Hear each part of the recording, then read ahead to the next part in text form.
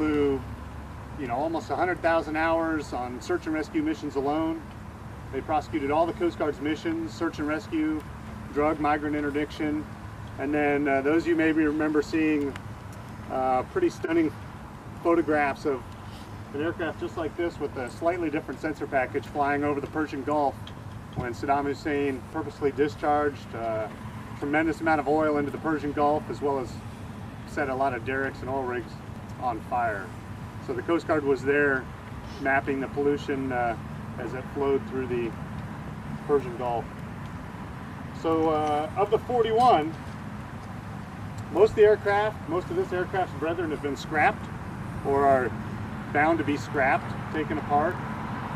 There's a handful of them that are continuing to serve as research platforms for NASA, doing instrumentation support, satellite support. And then the 2135 here joins 5 others who have been earmarked for static display across the country in remembrance of the 32 years of service, as well as the service and support of the crew members that worked on board her. You'll see them over in, if you travel around, you'll see them in Astoria, Oregon.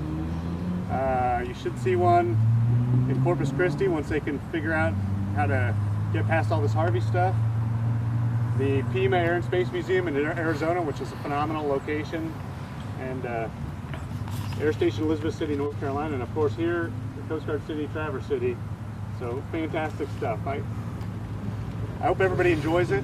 We're really excited to be part of it. Our crew's excited to be able to see the orange and white as we come on and go off the airport grounds every day to work. That's all I have. Well, this project's been one in the making for about 6 years. So that puts it through at least 3 commanders now. And it began with Commander Joe Buzzella. And it's been really an effort from becoming a Coast Guard city and partnering with all the groups to make it a Coast Guard city. It's been a fantastic effort to achieve this goal. And so we're very proud of that. I'd like to thank some of our board members that are here today: Lee Forrester, Doug Young, and then also Dan Saul, who really, I think, was instrumental in really working it to bring it to its final dedication place to be here. So I really appreciate all those efforts. So I would like to read the one plaque, and then I'll turn it over to Commander Coulter to read the other plaque. But the Northwestern Regional Airport Commission and the United States Coast Guard Air Station Traverse City partnered together to construct this tribute to the men and women who flew and maintained the HU-25 Falcon and all the Coast Guard air crews that supported search and rescue in the Great Lakes region. Northwestern Regional Airport Commissioners and the Airport Director. So thank you very much. Okay, I get to read the long one. Bear with me. So manufactured by Dassault Falcon Jet, 32 years of service, 1982 to 2014, United States Coast Guard. The HU-25 Falcon was a United States Coast Guard medium-range surveillance jet grossing 32,000 pounds, maximum takeoff weight, with an overall length of 56 feet 4 inches and a wingspan of 53 6 inches. The Falcon was capable of cruising at speeds up to 420 knots with a maximum operating speed of 0.855 Mach in the United States between 82 and 2014. In June of 1983, Air Station Traverse City received 3 HU-25 Alpha aircraft to support search and rescue, law enforcement, ice reconnaissance, and marine environmental protection missions throughout the Great Lakes. Of particular note, Traverse City's HU-25 aircraft supported the recovery of the Space Shuttle Challenger in 1986 and the medical evacuation of a pregnant mother who gave birth to a child at 12,000 feet over Gaylord, Michigan. Air Station Traverse City's HU-25 aircraft were transferred out of the Great Lakes region in the summer of 1986. And with that, if you don't mind, I'd like to welcome up Captain Joe Buzzella, who's visiting here from San Diego, California, to say a couple words about how we might have come to get this aircraft. All right. Another great day to be in Coast Guard City, Traverse City. I'd like to say welcome Vice Admiral Courier. It's nice to have you here, sir. The City Commission, Veterans Coalition, Commanding Officer Captain Tom Allard, the administration from the airport. So I'm sure I forgot somebody. Forgive me if I did. But today is another reason why we're a Coast Guard City. And I've been in 2012. We started the project of trying to get a Falcon here. It was headquarters signed off on it, ALC signed off on it there in Elizabeth City. Then came out of Cape Cod. I said, I'll just take any Falcon. We tried to get one that was stationed here, but they said, hey, you got the 2135. Then Captain Troop, the commanding officer of Cape Cod, he's now an admiral, flew it in April of 2013. We had the press out here. It was a cold day. I remember that. It was a little snow. It was snowing a little bit. He got out of the aircraft and he was all bundled up. I said, my gosh, I thought Cape Cod was cold, but this place is really cold. It was retired, and then it kind of sat for a little bit. Coast Guard said, hey, we got to follow a process here. They thought they had the process identified, but it got a little more complicated. Sat for a few years. I was working with Commander Greg Mattis, the CO before Nate, and we were colluding together. I was sitting in D.C. and we worked it out. And Greg Mattis and Nate got it here with the will of the men and women of Coast Guard Air Station Traverse City. But I've been also asked to kind of explain why my name is up there.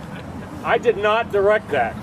That was, matter of fact, if I could just get it off there, that'd be fine. But I know Admiral Courier's name is on the other side, so I'll keep it up there. And if Rob Deneau was here, your ops boss, he'd call me a sycophant right now for saying that. But I'll keep it up there.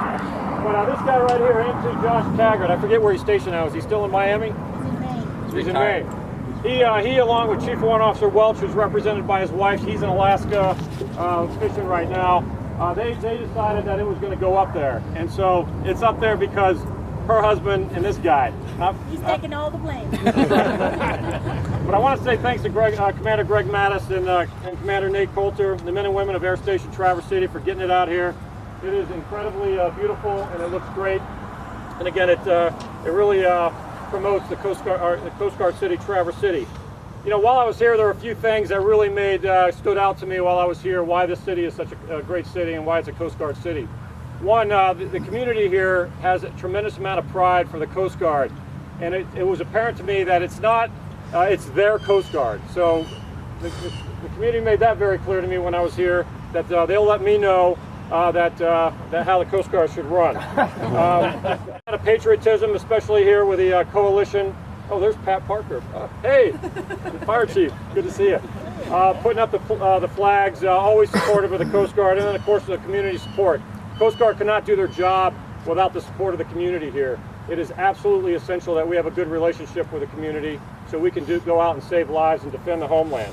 With that, I'll stop talking, but I want to thank Kevin Klein, Dan Saw for being patient and seeing this thing through.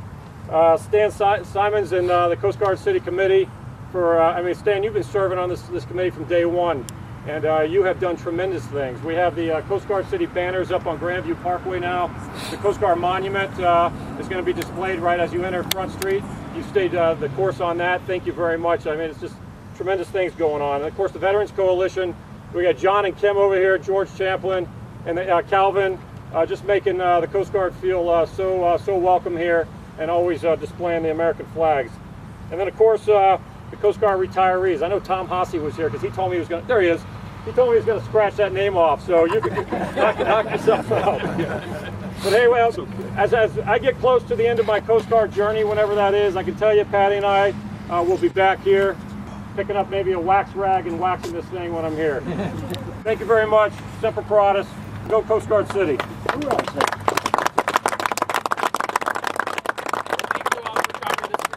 Ceremony. Please help yourself to coffee and donuts. We appreciate it. And thank you all again.